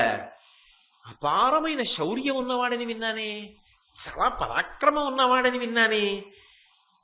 అంతేకాదు, గురువుగారు అధిక ధనుర్విద్యాన్వితుడు భవత్సకుడనంగా, నీకు బాగా స్నేహితుడని విన్నాను గురువుగారు, నీతో కలిసి చదువుకున్నాడని విన్నాను. గురువుగారంత గొప్పవారైతే గురువుగారి స్నేహితుడు కూడా గురువుగారి లాంటి వాడు కాకపోతే గురువుగారికి స్నేహితుడు ఎందుకు అవుతాడు? అంటే చాలా గొప్పవాడే అయి ఉండాలి కదా. అయితే మీరెందుకు స్నేహితుడిగా చేరదీస్తారు? నా స్నేహితుడు అన్న మాట ఎందుకు వాడతారు అసలు?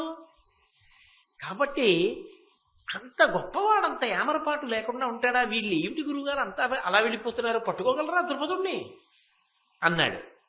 ఏం చెప్పాలి ద్రోణాచార్యులు వారు? ఆలోచించండి, ఏం చెప్పాలి? ఒరే అంత తేలిక కాదు ద్రౌపదుణ్ణి పట్టుకోవడం అనాలి. ఒకటి కాదు, చాలా జాగ్రత్తగా పట్టుకోవాలి, చాలా శౌర్యం ఉన్నవాడు, అంత సామాన్యుడేం కాడు. పైగా నేను గురుదక్షిణ అడిగానని తెలుసు, మీరందరూ వస్తున్నారని తెలుసు, మిమ్మల్ని ఇంత విలువిద్యా నైపుణ్యంలో తీర్చిదిద్దానని తెలుసు. కాబట్టి చాలా పరాకుగా ఉంటాడు. బహుశः ఈ వ్యూహం రచిస్తాడు. స్నేహితుడు కదా, అతనికి ఎంత విలువిద్యొచ్చో ఈయనకి తెలుస్తుంది. ఈ వ్యూహం రచిస్తాడు. ఇప్పుడు మనం వెళ్ళేటప్పటికి ఆ వ్యూహం అక్కడ ఎదురవుతుంది. దుర్యోధనాదులు దాన్ని అంతవరకే భేదిస్తారు, అంతకు మించి దాటరు. తన శిష్య బలం తనకి తెలుసుగా. కాబట్టి నువ్వు ఇటువైపు నుంచి వెళ్ళు, ఇలా భేదించు, విదురు ఇలా పట్టుకోవచ్చు ద్రుపదుడిని అని చెప్పాలి. చెప్తే చెప్పకపోతే ఏం చెప్పాలి? ఒరే వచ్చేసాం కదా, ఇంకా ఇవన్నీ ఏమిటి, ముందు యుద్ధం చూడనాలి. కానీ ద్రోణుడు ఏమీ చెప్పలేదు, మౌనంగా ఉన్నాడు. ఎందుకు మౌనం? అన్నీ చెప్పేస్తే పిల్లాడి పరీక్ష ఏం రాస్తాడు? యుద్ధానికి ఎడుతున్నాడు. ద్రుపదుడు ఏ వ్యూహం రచిస్తాడో తాను చెప్పేస్తే గొప్ప ఏమిటి? నేర్పాడుగా వ్యూహాలన్నీ. నిన్నను విన్నారుగా, వ్యూహరచన నేర్పాడు, వ్యూహ భేదనం నేర్పాడు. చూసి చెప్పగలగాలి ద్రుపదుడు ఈ వ్యూహం రచించాడని, చూసి చెప్పగలగాలి దీన్ని ఇలా భేదించాలని. ద్రుపదుడి శౌర్యం ఏమిటో తెలిసిపోతే తాను ఎంత యుద్ధం చేయాలో సిద్ధపడిపోతాడు. ద్రుపదుడి యుద్ధం చూసి తాను తెలుసుకోవాలి, ఇంత బాగా యుద్ధం చేస్తున్నాడు, మనం ఇలా యుద్ధం చెయ్యాలని. ద్రుపదుడు వేసిన అస్త్రాలు చూడాలి, చూసి తాను అస్త్రాలు ప్రయోగించాలి తప్ప చటుక్కునే బ్రహ్మాస్త్రం వేసేస్తే నిగ్రహ శక్తి ఉన్నవాడు శిష్యుడు అనడానికి అవకాశం ఎక్కడుంది? తన శిష్యుణ్ణి పరిశీలించాలి, తన యొక్క శత్రువుని పట్టుకోవాలి, అవమానం చేసిన వాడిని. రెండు ప్రయోజనములను ఏకకాలంలో సాధించాలి. అంటే గురువుగా ద్రోణుడు ఎప్పుడూ శిష్యుణ్ణి పరీక్షిస్తూనే ఉంటాడు, ఎంతవరకు రాటు తేలాడన్నది చూస్తాడు. ఇది ఏమీ చెప్పడు. నువ్వు ఆలోచించుకో, నువ్వు రచించు వ్యూహం, నువ్వు బాగా వ్యూహం రచిస్తున్నావు అనుకో, అవతల వ్యూహాన్ని పట్టుకున్నావు అనుకో, చక్కగా భేదిస్తున్నావు అనుకో, వెడుతున్నావు అనుకో, పొంగిపోతా. తప్పు చేసావు అనుకో, చెప్పక ఎలాగో తప్ప అప్పుడు మాట్లాడతా. ఇప్పుడు ఎందుకు మాట్లాడడం? ఎందుకు మాట్లాడాలి ఇప్పుడు? అంటే అడిగాడు కదా అని అన్నీ చెప్పవలసిన అవసరం లేదు. కొన్ని కొన్ని చోట్ల చెప్పకుండా ఉండడం గురువు చాతుర్యం. అప్పుడు శిష్యుని యొక్క శక్తి ఏ పాటిదో వెలికొస్తుంది. అప్పుడు శిష్యుడి యొక్క చాతుర్యం తెలుస్తుంది, తను చెప్పింది ఎంత జ్ఞాపకం పెట్టుకుంటున్నాడో తెలుస్తుంది. అందుకే మౌనంగా ఉన్నాడు. వెళ్ళిన దుర్యోధనాదులు ఎప్పుడూ చులకన భావనే అవతలవాడంటే ద్రుపదుణ్ణి పట్టుకోవడం ఎంతసేపు అనుకున్నారు. వెళ్ళి ఒక్కసారి హఠాత్తుగా ఆయన మీద పడ్డారు. ఆయన సామాన్యుడా? ఆయన సోదరుడు కలిసి వీళ్ళందరినీ తుత్తు నీళ్ళ కింద కొట్టేశారు. ఎక్కడ చచ్చిపోతామోనని భయపడి దుర్యోధన దుశ్శాసనాదులందరూ కూడా వెనక్కి పరిగెత్తుకొచ్చి పాండవుల దగ్గర చేరారు. ఎందుకు? ఇప్పుడు పాండవులు రక్షించారు. ముందు పరిగెత్తిన వాళ్ళ పరిస్థితి ఏమైంది?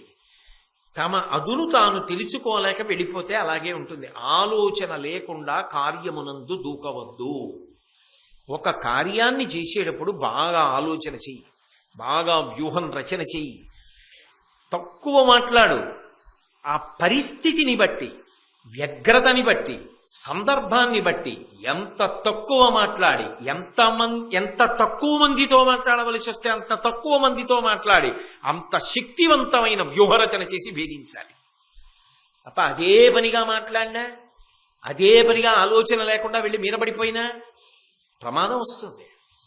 అందుకే ద్రోణుడు విన్నకున్నాడు. ముందెళ్ళిన దుర్యోధనాదులు వెనక్కి తిరిగి వచ్చి పాండవుల వెనక చేరారు.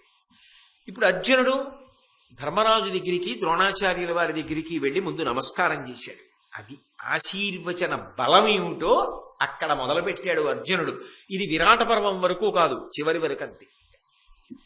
ఆ వినయమే ద్రోణాచార్యుల వారు ఆఖరికి ధర్మరాజుకి తాను ఎలా చచ్చిపోతాడో కూడా చెప్పేవలసి వచ్చింది. వినయం అంత గొప్ప శక్తి కలిగినది. అందుకే ధర్మజుడికి నమస్కారం చేశాడు, ద్రోణుడికి నమస్కారం చేశాడు. వాళ్ళు తెగబడిపోయారు. నమస్కారం చేసి ఆశీర్వచనాన్ని అపేక్షించాడు. అపేక్షించి అన్నాడు, గురువుగారు శ్రమపడి రావడం ఏమిటి? గురువుగారు శ్రమపడి యుద్ధం చేస్తే ఇంకా గురుదక్షిణ ఏమిటి? అన్నయ్య, నువ్వు ఇక్కడే ఉండు, గురువుగారి పక్కన ఉండు. గురువుగారు గొప్పవారు, మళ్ళీ మాకు అగ్రజుడివి, తండ్రి లాంటి వాడివి, నువ్వు గొప్పవాడివి. నిన్ను మేము సంతోష పెట్టాలి. అందుకని మీరిద్దరు ఇక్కడ ఉండండి, మేము వెళ్ళి యుద్ధం చేస్తాం. నేను భీముడు వెళతాం. అర్జునుడు రథం ఎక్కాడు. రథచక్రాలకి రెండిటికీ కూడా రక్షకులుగా నకుల సహదేవుల్ని పెట్టుకున్నాడు. మరి నిన్ననేగా చెప్పా, ద్రోణాచార్యుల వారు నేర్పిన విద్యలు ఇవన్నీ. అది గురువుగారు నేను నేర్పినవి ఎంత బాగా అమలు చేస్తున్నాడు రా అన్న రోజున ఎంత పొంగిపోతాడా గురువు. నిజంగా నకుల సహదేవుల్ని చక్రరక్షకులుగా ఉంచాడు. భీముడితో కలిసి యుద్ధానికి బయలుదేరాడు. సరే, భీమార్జునులు వెళ్ళారు. ద్రుపదుడి యొక్క సైన్యాన్నంతటినీ కూడా చిత్తు కింద ఓడిస్తున్నారు. గొప్ప యుద్ధం జరుగుతోంది. ద్రుపదుడే వచ్చి అర్జునుడితో యుద్ధం చేస్తున్నాడు. ఒక స్థితిలో అర్జునుడు పట్టుకున్నటువంటి ధనస్సుని ద్రుపదుడు వాడి బాణం చేత విరగ్గొట్టేశాడు. విరగ్గొట్టి పెద్దగా నవ్వుతూ ఆహాహా అని అరిచాడు. అరవగానే అర్జునుడు ఒక్కసారి రథం మించి దూకి కత్తి పట్టుకుని మెరుపు మెరిసినంతలో, కను రెప్ప మూసి తెరిచేటంతలో ఎగిరి ద్రుపదుడు ఉన్నటువంటి రథం మీదకెళ్ళి ద్రుపదుణ్ణి పట్టుకున్నాడు. ద్రుపదుణ్ణి ఎప్పుడైతే పట్టుకున్నాడో అయిపోయిందిగా. అదే జరిగితే ఇంకా తరువాత పరిస్థితులు ఎలా ఉంటాయన్నది ముందే భయం ఉందిగా. రాజే దొరికిపోయాడు. సైన్యం కాకావికలై చల్లా చెదరైపోయింది. వెంటనే తన రథానికి ఇరుసుకి కట్టేశాడు. కట్టేసి గురువుగారి దగ్గరికి తీసుకొచ్చాడు. తీసుకొచ్చి, హే భగవన్, గురువుగారు ద్రుపదుణ్ణి బంధించి తీసుకురమ్మన్నారు, ఇదిగో గురుదక్షిణ. ఇదేం మామూలు గురుదక్షిణ, ఏదో తాంబూలంలో 116 పెట్టడమా, పంచల్సా పెట్టడమా? ద్రుపదుణ్ణి బంధించి తీసుకురావడం. బంధించి తీసుకొచ్చి గురువుగారి ముందు నిలబెట్టాడు. ఇప్పుడు ద్రోణాచార్యుల వారి ఆనందం ఎంత గొప్పగా ఉంటుంది! దేనికి ఎక్కువ ఆనందం ద్రోణాచార్యుల వారికి? ద్రుపదుణ్ణి ఓడించేస్తే, ద్రుపదుణ్ణి చంపేసి రాజ్యం పుచ్చుకుంటాడా ద్రోణాచార్యుల వారు? ఆయన పుచ్చుకోడు. మరి దేనికి ఆనందం? ఎవడు నన్ను ధిక్కరించాడో వాడు దీనుడై నా ముందు నిలబడ్డాడు, మొదటి ఆనందం. 2, ఇది నా శిష్యుడు సాధించి గురుదక్షిణగా తీసుకొచ్చాడు, అటువంటి శిష్యుణ్ణి తయారు చేసుకున్నాడు. తన కొడుకుని చూసుకుని తాను మురిసిపోయిన కన్నా తాను తయారు చేసుకున్న శిష్యుడు, అతని వినయం, అతని భక్తి, అతని పరాక్రమం, శౌర్యం, వీర్యం, తేజస్సు, ఇవి చూసుకున్న గురువు ఎంత మురిసిపోయి ఉంటాడు. కాబట్టి ఇప్పుడు ద్రుపదుణ్ణి చూశాడు. చూసి ఆయన ఆ ద్రుపదుణ్ణి ఉద్దేశించి మాట్లాడుతున్నాడు. ప్రక్షీణదర్పు ద్రుపదు రథాక్షముతో కట్టి తెచ్చి అర్జునుడు క్రియాదక్షుండై గురునకు గురుదక్షిణగా నిశ్చితేసే తత్సమ్మదమున్. పరమానందం పొందినటువంటి ద్రోణాచార్యుల వారు అర్జునుడి వంక తిరిగి ముందు అభినందించలా. ఎప్పుడూ ఆశీర్వచనం ఉంటుంది. శిష్యుడు గురుదక్షిణ ఇంత గొప్పది చెల్లించాక ఉండకపోవడం ఏమిటి? తత్సమ్మదమున్నన్న చోటే తెలిసిపోతోంది. అంత సంతోషంతో అర్జునుడి వంక చూశాడు, రే ఎంత గొప్ప గురుదక్షిణ ఇచ్చావురా అని. అదే అర్జునుడికి ఆశీర్వచనం. ఇక ద్రుపదుడి వంక తిరిగాడు. తిరిగి ఆయనతో ఒక మాట అంటున్నాడు, వీరెవ్వరయ్యా? ఆ ఒక్క మాట చాలదండి. వీరెవ్వరయ్యా? ద్రుపద మహారాజులే. ఇట్లు కృపణులు ఈ పట్టుబడం వీరికి వలసనే. ఆహా, మహారాజ్యమధాంధకారమది వసెనుకో. ఒక్క 4 మాటలు వాడాడు చాలు. వీరెవ్వరయ్యా? ఎవరిని పట్టి తెమ్మన్నాడో వాడు ద్రుపదుడని తెలీదా? స్నేహితుడు కట్టి తీసుకొచ్చాడు, ఎదురుగుండా నించోపెట్టాడు. ఇప్పుడు ద్రుపదుడి బతుకు ఎవరి మీద ఆధారపడింది? ద్రోణుడి మీద ఆధారపడింది. అంతకుముందు ఏమన్నాడు?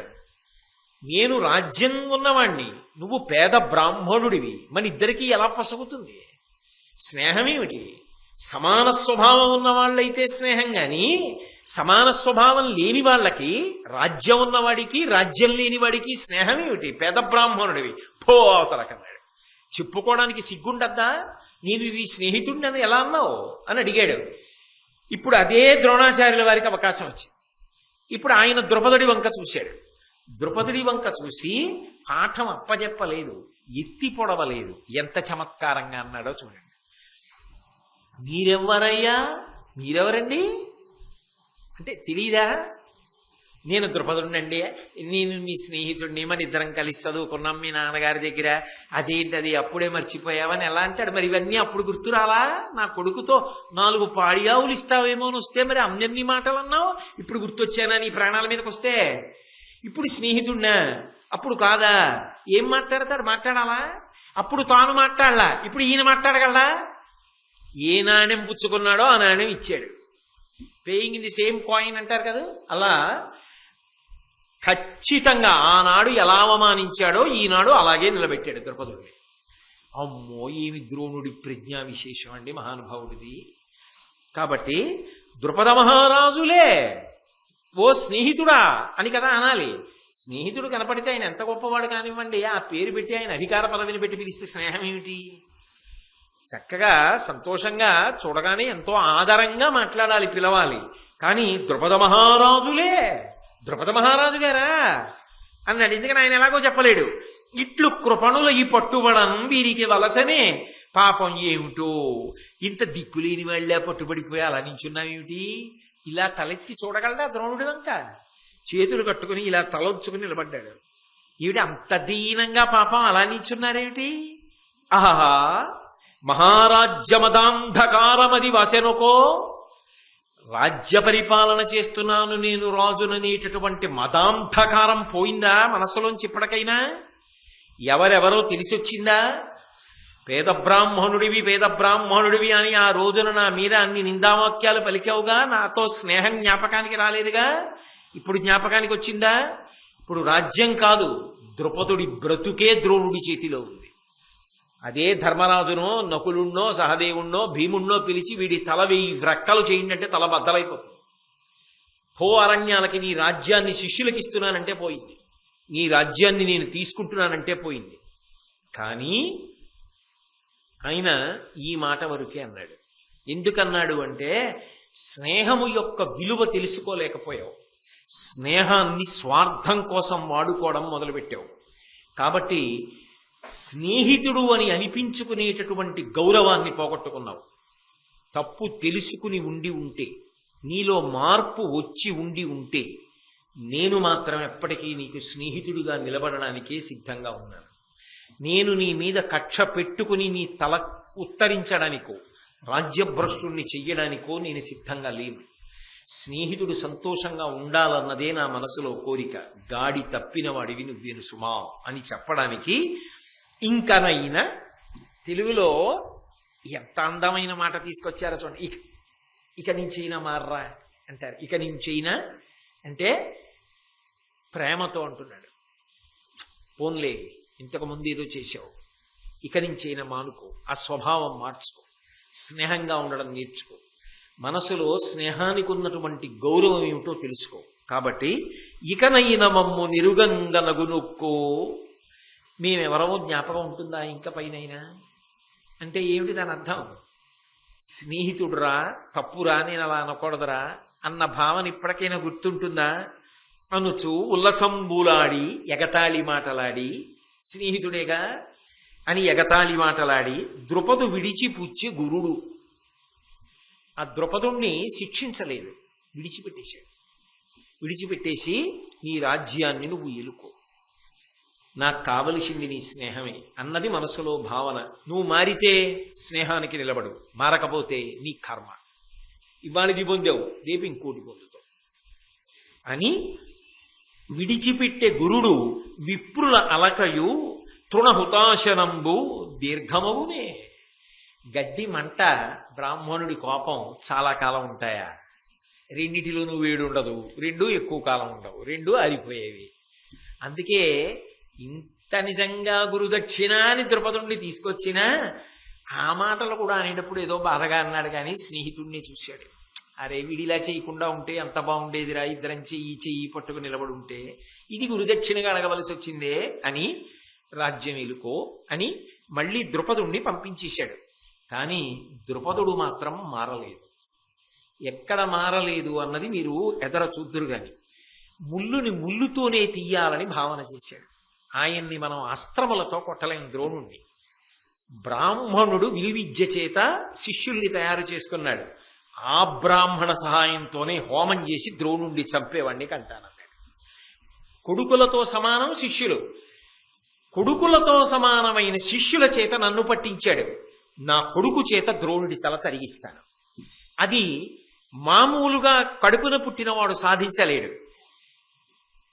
ఆయన బ్రాహ్మణుడై కది సాధించాడు. బ్రాహ్మణుడవు పేద బ్రాహ్మణుడవని అది వెక్కిరించాను. ఆ బ్రాహ్మణ సహాయంతోనే ఈ బ్రాహ్మణ వధ జరగడానికి కావలసిన కొడుకుని కంటానన్నాడు. దోషం ద్రౌపదుడిదేమో కానీ ద్రోణుడిది మాత్రం కాదు. ఆయన విశాల హృదయంతోనే నిలబడ్డాడు.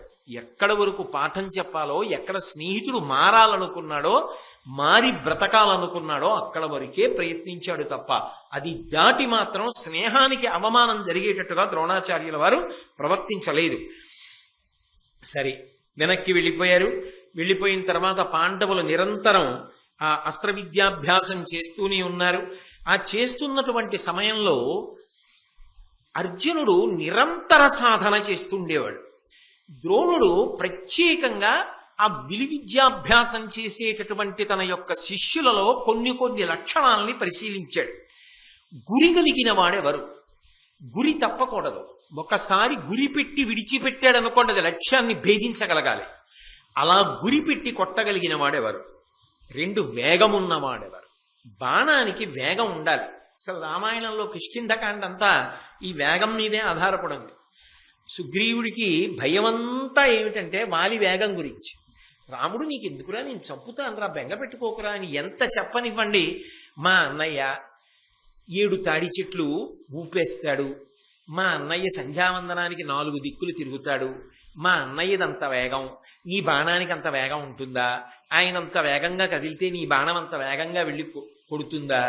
అంటే పాపం నమ్మించడానికి బాణప్రయోగం చేయవలసి వచ్చింది రామచంద్రమూర్తి.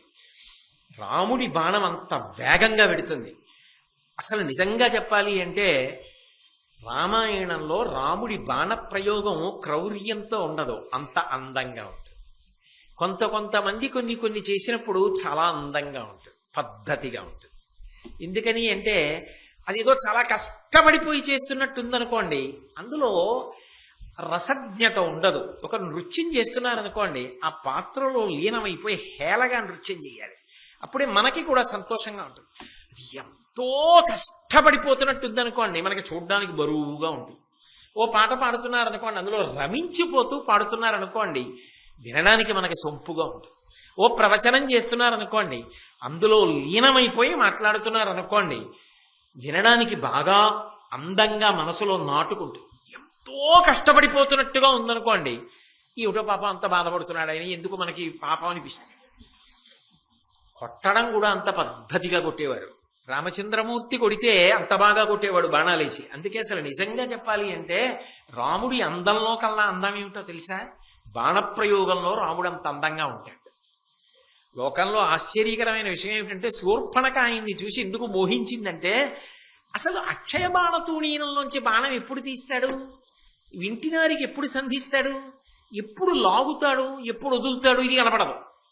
ఆ చెయ్యి ఇప్పుడు పంఖ ఆగిందనుకోండి, రెక్కలు తెలుస్తాయి. తిరుగుతోంది అనుకోండి, ఎన్ని రెక్కలంటే? బాణప్రయోగం చేసేటప్పుడు రాముడి చెయ్యి అంతే, అలా తిరుగుతుంది. ఎలా తెలుస్తుందంటే బాణప్రయోగం చేస్తున్నాడని అవతల వాళ్ళ తలకాయలు పడిపోవడం బట్టి తెలుస్తుంది. ఆయన చక్కగా చిరునవ్వు నవ్వుతూ ఉంటాడు, చిరునవ్వు నవ్వుతూ కొడతాడు. అసలు బాణప్రయోగం చేసేటప్పుడు అందం ఏమిటిరా? అందుకు మోహించింది శూర్పణఖ.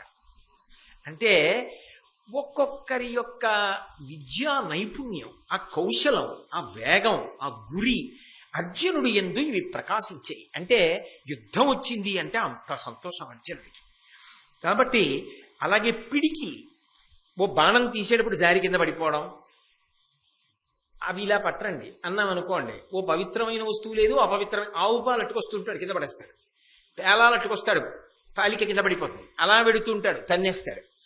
పవిత్రమైన వస్తువు ఎడం పక్క నుంచి వెళ్ళిపోతాడు. కాదు, ఒక పని చేస్తున్నారంటే అది ఎంతో అందంగా ఉండాలి. ఒక వస్తువు పట్టుకుంటే అందంగా ఉండాలి.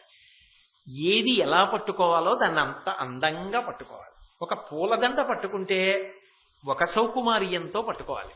ఒక పువ్వుని పట్టుకుంటే ఒక సౌకుమార్యంతో ముచిక పట్టుకోవాలి. ఒక మారేడు దళాన్ని పూజ చేస్తున్నప్పుడు ఒక సౌకుమార్యం ఉండాలి. మాట్లాడేటప్పుడు ఒక సౌకుమార్యం ఉండాలి. దెబ్బలాడినా సౌకుమార్యం జారిపోకుండా చూసుకోవాలి. అది మనిషి యొక్క సాధనా బలాన్ని బట్టి ఉంటుంది. కాబట్టి ఆ పిడికి ఎన్నడూ బాణం జారి కింద పడిపోవడం అన్నది ఉండదు. తీసేటప్పుడు అంత వేగంగా తీస్తున్నా అపసవ్యంగా ఏదో అటు అడ్డదిడ్డంగా పెట్టడం, ఆ బాణం ఏదో అంగుళం కిందకి సంధించడం అలా ఉండదు. అంత ఖచ్చితంగా లక్ష్యాన్ని చూస్తూ బాణం తీసి సంధిస్తాడు. ఆ పిడికిలితో పట్టుకునేటటువంటి తనం, ఎంతసేపు యుద్ధం చేసినా బడలిక కనపడకపోవడం, అదే సంతోషం మనస్సులో ముఖంలో ప్రస్ఫుటంగా కనపడుతూ ఉండడం, అది చాలా గొప్ప విద్య అండి. మీరు ఒక పని చేస్తే పని పూర్తి చేసి వెళ్ళిపోతున్నప్పుడు కూడా ఒక సంతోషం ముఖంలో కనపడాలి తప్ప అబ్బా అయిందండి బాబు వాళ్ళకి అన్నట్టు ఉండకూడదు. అలా ఉందనుకోండి, అదో అర్థం లేని విషయం కింద ఉంటుంది. అది మళ్ళీ మర్నాడు మొదలెట్టే ముందు బాబోయ్ మొదలెడుతున్నాడు నాయనోయ్ అని చెప్పి అవతల వాళ్ళకి కూడా బెంగెట్టుకునేటట్టుంటే ఎలా? అది దిగిపోయేటప్పుడు తెలియాలి. ఒక కార్యక్రమం పూర్తయి దిగిపోతున్నారనుకోండి, అంత సంతోషంగా దిగాలి, అంత ఆనందంగా దిగాలి. ఇది మళ్ళీ ఎప్పుడు మొదలెడతాను అన్న ఉత్సాహం కనపడాలి మనసులో. అంతేగాని అమ్మయ్యా అయింది బాబోయ్ అన్నట్టుగా ఉండకూడదు. యుద్ధం చేస్తే అలా చేస్తాట అర్జునుడు. అదే మాటలండి, ఎట్నుంచి ఎన్ని బాణాలు వచ్చి పడిపోతుంటాయో ప్రాణ సంకటం కాదు. అర్జునుడికి క్షాత్రం అటువంటిది. ఆయన ఎంత యుద్ధం చేయనివ్వండి అంత ఉత్సాహంగా, అంత ప్రసన్నంగా, అంత సంతోషంగా ఉంటాట. పిల్లవాడు ఇది నేర్చుకోవాలి. భారతం అందుకు వచ్చింది. చదివితే అంత అందంగా చదవాలి. ఏ పుస్తకాలు కావాలో ముందు పుస్తకాల దగ్గర చేతులు కట్టుకు నిలబడి ఆలోచించాలి. ఏం చదువుతాను ఇవాళ, ఇది చదువుతున్నప్పుడు బహుశా ఇంకో గ్రంథం ఏది పరిశీలించే అవకాశం ఉంటుంది. ఎంత సమయం ఉంది, ఎంతసేపు చదవచ్చు.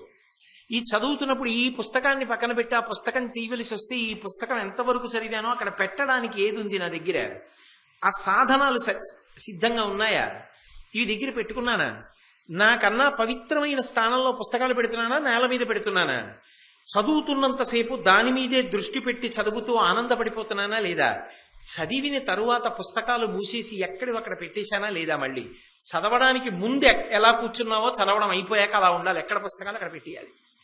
పెట్టేసి లేచి వెళ్ళిపోతూ మళ్ళీ ఎప్పుడు మొదలెడతానో, ఈ భాగం దగ్గర ఎప్పుడు ప్రారంభం చేసి చదువుతానో అన్న ఉత్సాహంతో వెళ్ళాలి.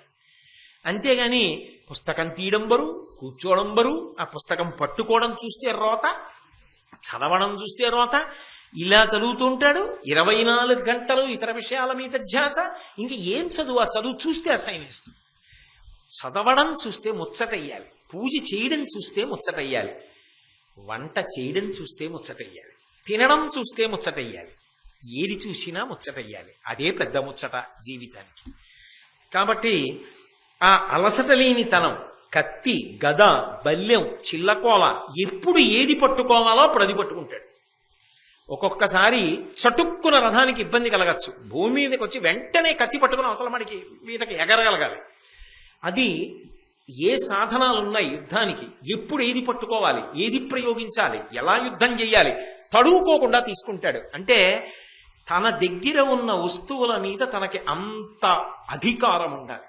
ఇక్కడ కూర్చుని ఒక చదువుకుంటున్నటువంటి వ్యక్తి ఎక్కడో ఉన్నా సరే అవసరమైతే ఆ విషయం అందులో ఉంది అనిపిస్తే నా పుస్తకాల అర దగ్గరికి వెళ్ళి చిట్ట చివరికి నిలబడు, పైన 2వ అరలో ఆ అవతల వైపు నుంచి చూస్తే కుడి చేతి వైపు 4వ పుస్తకంలో నువ్వు విషయ సూచిక చూడు, ఫలానా మాట గురించి ఉంటుంది, అందులో తిప్పు చదువు, ఆ ఇంకొక 2 పేజీలు తిప్పు, అక్కడికెళ్ళు, ఒక ధర్మ సూక్ష్మం రాసి ఉంటుంది, అక్కడ నేను ఎర్రింకుతో ఇలా పెట్టి నేను ముఖ్యము అని రాసి ఉంటాను, అది ఒక్కసారి చదువు అని ఫోన్లో అడగగలగాలి. అంటే అది ఇక్కడ ఉండగలగాలి, ఇక్కడ ఉన్నది ఇక్కడ ఉండాలి. అది తీయవలసి వస్తే అక్కడికి వెళ్ళి చటుక్కుని ఒక్క క్షణంలో తీయగలగాలి ఆ పుస్తకం. అంతేగాని ఇవాళ పెట్టిన పుస్తకం మళ్ళీ రేపు ఎక్కడుందో తెలియదు, ఇవాళ వాడిన వస్తువు రేపు ఎక్కడుందో తెలియదు. అది చదువుకి అందం కాదు.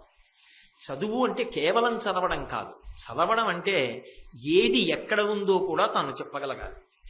ఏ కలం ఎక్కడ పెట్టాడు, ఏ పుస్తకం ఎక్కడ పెట్టాడు, ఏది రాసి ఎక్కడ ఉంచుకున్నాడు, ఏది ఎక్కడ పెట్టుకుంటాడు అన్నీ తెలిసి ఉండాలి, భద్రంగా అలా ఉండాలి. అలా చక్కగా నిర్వహించగలిగితేనే దానికో అందం. అంతేగాని ప్రవచనానికి బయలుదేరే ముందు పుస్తకం ఎక్కడో పెట్టేశాను నిన్న వచ్చాకని చెప్పి అప్పుడు వెతకడం మొదలెడితే ఏమందామా అందం.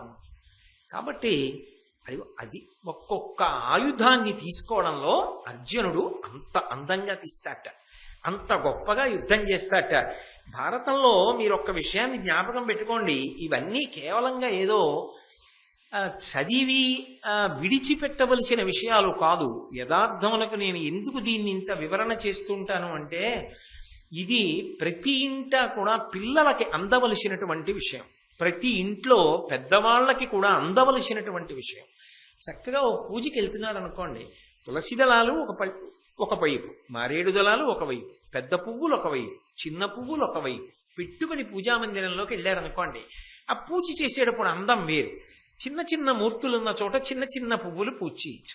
అంతేగాని చిన్న మూర్తి దగ్గర ఇంత మందార పువ్వు పెట్టేశారనుకోండి, ఆయన దాని చాట్న బిక్కు బిక్కు బిక్కు బిక్కుమంటూ ఉంటాడు. ఆ తర్వాత రేపు పొద్దున్న నిర్మాల్యం తీసేటప్పుడు పువ్వుని మూర్తిని కలిపి లాగేస్తారు ఎవరో. ఆ తర్వాత 3 రోజులు పోయాక నీకు గుర్తొస్తుంది, అక్కడ విష్ణుమూర్తి ఉండాలి, ఏడే అంటాడు. ఏడి విష్ణుమూర్తి ఎప్పుడో వెళ్ళిపోయాడు 3 రోజుల క్రితం. అదే ఆ పూజ, అదే అందం, అదే ఆ సౌకుమార్యం కాదు. నేను ఇవాళ పూజ చేస్తే రేపు కూడా మూర్తుల పాదాల దగ్గర పువ్వులతో అందంగా కనపడాలి. చూడగానే అబ్బా నిన్ననంతా ఆయన పాదములను సేవించి సేవించి సేవించి మీ ఆఖరి శ్వాస ఆయన పాదముల మీదే విడిచిపెట్టి వాడి వత్తలైపోయి అలా ఉండిపోయారా, అందుకు కదూ మీ జీవితాలు ధన్యమయ్యాయి. నా జీవితం ఇట్లగుగా కాని తీసి కళ్ళకద్దుకొని తల మీద పెట్టుకుని తీసి పక్కన పెట్టాలన్న భావన కలగాలి. పూజ చేస్తే నిర్మాల్యం తీస్తే అలా ఉండాలి, అంత అందంగా ఉండాలి. అది జీవితంలో సౌకుమార్యం. ఏ పని చేసినా అందం ఉండాలి. అది మహాభారతం మనకి నేర్పుతుంది.